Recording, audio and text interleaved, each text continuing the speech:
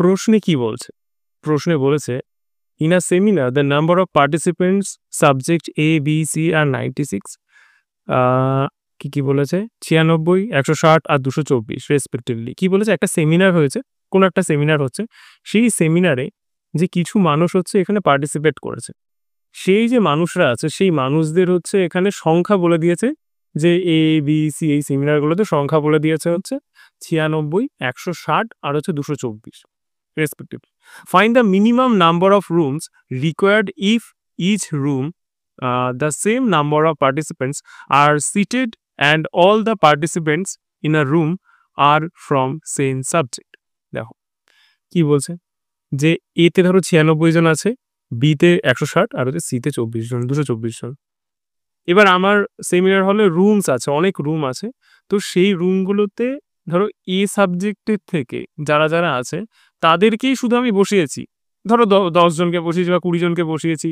তাহলে এরকমভাবে টোটাল আমার কতগুলো রুম লাগবে যাতে এই সবাই সেখানে বসতেও পারে আর প্রত্যেকটা রুমে যেন সেম নাম্বার অফ মানুষ থাকে।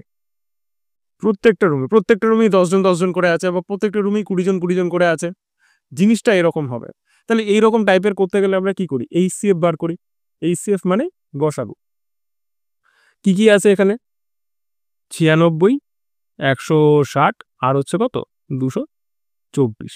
আচ্ছা, এদের যদি গসাগু করি দেখো, দেখেই প্রথমে বোঝা যাচ্ছে যে এটা ২০৮ দিয়ে ৮ দিয়ে যাবে। দেখো ৮ × ৯৬, ৮ ২০ এটা আর হচ্ছে ৮ দিয়ে গেলে ৮ দুগুণে ১৬ আর হচ্ছে ১৬ তাহলে ৮ ৮ ৬৪। আচ্ছা, আর কি হয় এটাকে? আবার দেখো কত দিয়ে যাচ্ছে? ৪ দিয়ে যাচ্ছে, ৪ দিয়ে গেলে ৩ বার, ৫ বার আর ৪ ৭ ২৮। আচ্ছা, এবার এদের যে HCF মানে গসাগুটা দেখো কত হচ্ছে? ৪ ৮ ৩২ হচ্ছে। বাট ৩২ কিন্তু অ্যান্সার না। ৩২ জন করে প্রত্যেকটা রুমে আমি বসিয়েছি। ৩২ জন করে প্রত্যেকটা রুমে আমি বসিয়েছি। দেখো এখানে বলেছে যে কতগুলো রুম লাগবে, find the minimum number of rooms required. তাহলে কতগুলো রুম আমার লাগবে? তাহলে রুম কটা লাগবে? এই ৩টে, ৫টা, ৭টা। তবে ৩ আর ৫ কত? ৮, ৮ × ৭ কত? ১৫। তাহলে অ্যান্সার কি হয়ে যাবে? ১৫।